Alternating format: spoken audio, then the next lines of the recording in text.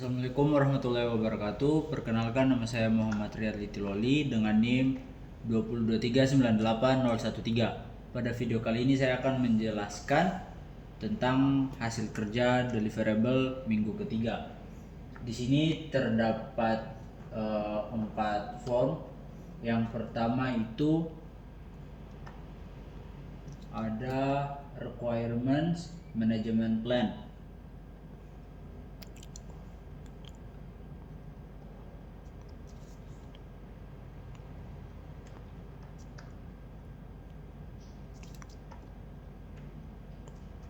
Nah, ini yang pertama ini adalah dokumen yang menjelaskan bagaimana kebutuhan dalam proyek akan dikumpulkan, dianalisis dan didokumentasikan, diprioritaskan, ditelusuri serta dikendalikan sepanjang siklus hidup proyek. Dalam proyek lapangan Bahtera, kebutuhan ini dikumpulkan melalui wawancara stakeholder, brainstorming, dan analisis dokumen, di mana dokumen ini juga memastikan setiap requirement-nya tuh dapat ditelusuri hingga ke deliverable proyek dan dikontrol jika terjadi perubahan. Kemudian yang kedua itu ada requirement documentation.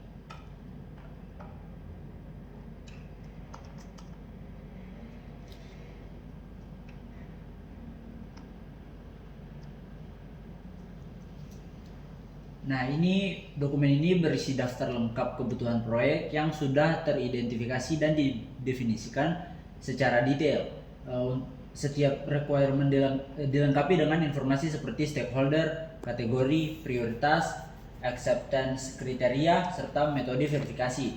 Nah, di mana pada proyek ini contoh requirement itu meliputi kapasitas FPSO minimal 15.000 BOPD, kemampuan subsea beroperasi di kedalaman 950 meter, pencapaian first oil dalam 36 bulan, dan pemenuhan standar keselamatan migas.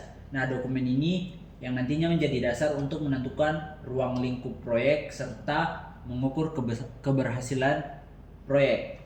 Kemudian ada yang ketiga yaitu Work Breakdown Structure atau WBS.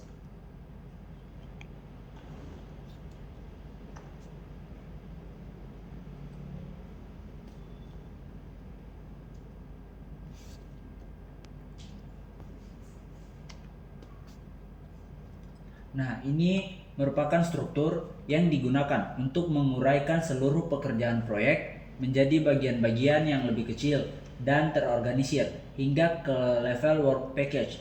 Dalam proyek ini, pekerjaan dibagi menjadi beberapa bagian, seperti FPSO, Subsea Production System, Drilling Wells, Flow Lines and Research, Marine Facilities, serta Engineering and Project Management. Setiap bagian kemudian akan dipecah lagi menjadi pekerjaan yang lebih spesifik sehingga seluruh lingkup pekerjaan proyek itu dapat teridentifikasi dengan jelas dan tidak ada yang terlewat.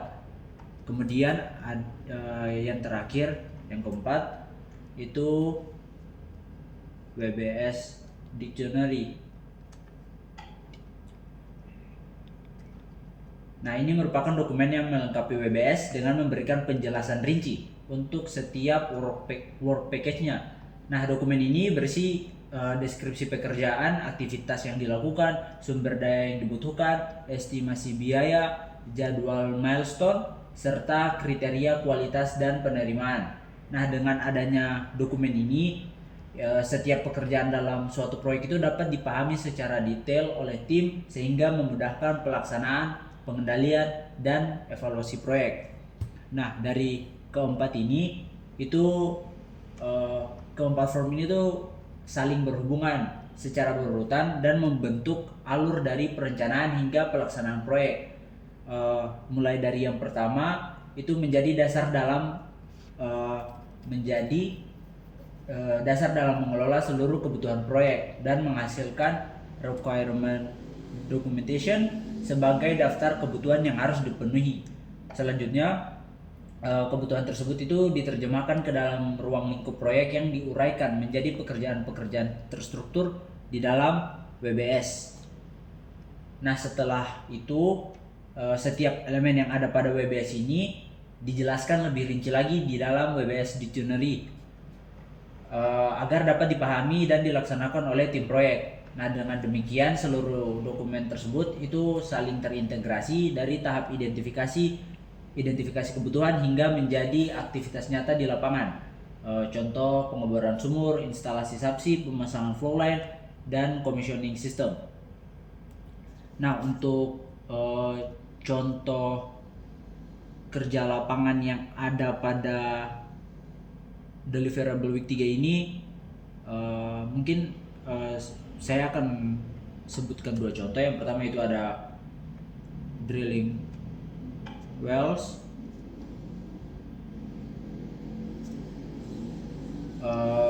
ini merupakan pekerjaan pengeboran sumur. Nah, yang nantinya dimulai dengan mobilisasi rig atau drill ship ke lokasi pengeboran yang telah ditentukan berdasarkan studi geologi. Nantinya setelah rig ini ada di posisi, barulah dilakukan proses puding, di mana itu merupakan awal mengebor lapisan tanah atau dasar laut menggunakan drill bit. Nah, pengeboran ini juga dilakukan secara bertahap dengan menambahkan drill string hingga mencapai kedalaman target. Nah, untuk pengeboran ini, selama proses itu fluida pengeboran atau drilling mudnya itu dipompakan untuk mendinginkan mata bor, membawa serpian batuan ke permukaan serta menjaga tekanan agar sumur tetap stabil. Contoh yang kedua itu ada instalasi subsea system.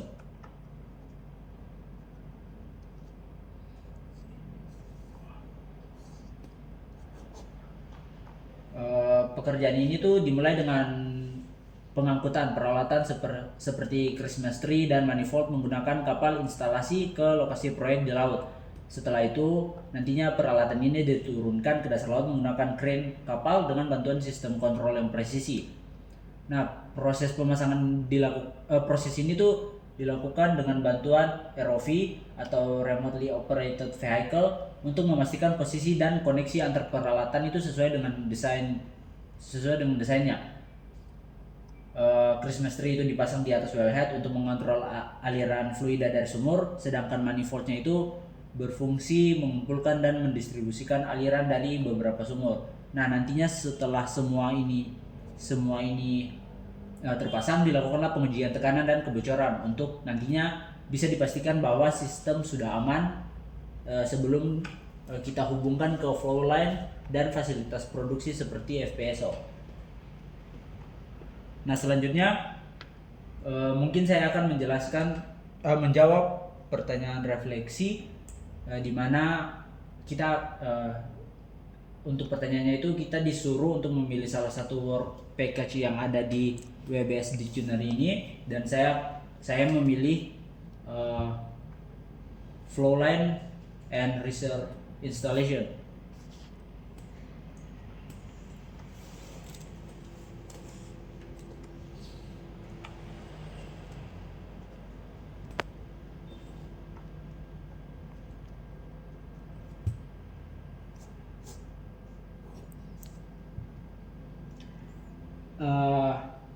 Untuk pekerjaan ini dimulai dengan mobilisasi kapal instalasi atau pipeline vessel yang membawa pipa baja ke lokasi proyek di laut.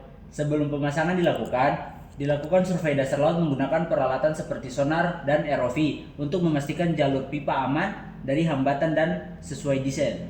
Setelah itu, pipa-pipa disambung secara bertahap di atas kapal. Kemudian dilakukan pengujian kualitas sambungan seperti non-destructive test dan pelapisan untuk mencegah korosi. Nah, selanjutnya pipa itu diturunkan ke dasar laut menggunakan metode seperti S-lay atau G-lay, di mana pipa itu dilepas secara kontinu dari kapal sambil dijaga kelengkungannya agar tidak mengalami kerusakan. Nah, selama proses ini itu sistem tensionernya itu digunakan untuk mengontrol tegangan pipa, sementara posisi di monitor menggunakan sistem navigasi dan ROV. Nah, setelah flow line terpasang di dasar laut, dilakukan proses penyambungan dengan subsea system seperti manifold atau wellhead.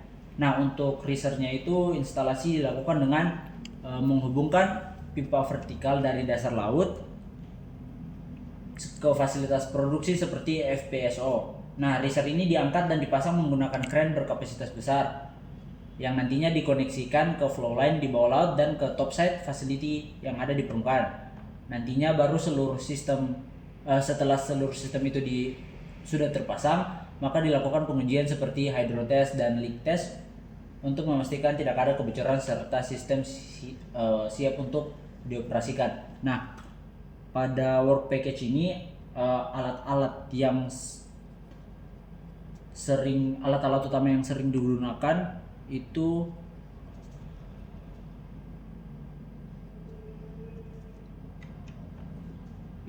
terdapat seperti yang pertama itu ada pipe laying vessel. Pipeline vessel ini adalah kapal utama untuk instalasi pipa. Selanjutnya yang kedua itu ada welding equipment.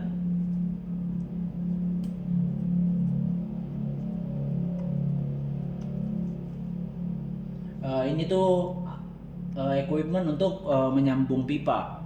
Kemudian tiga itu ada NDT tools yang berfungsi untuk inspeksi kualitas sambungan. Kemudian ada ROV atau remotely operated vehicle yang berfungsi untuk monitoring dan bantuan instalasi bawah laut. Dan yang terakhir itu ada hydrotest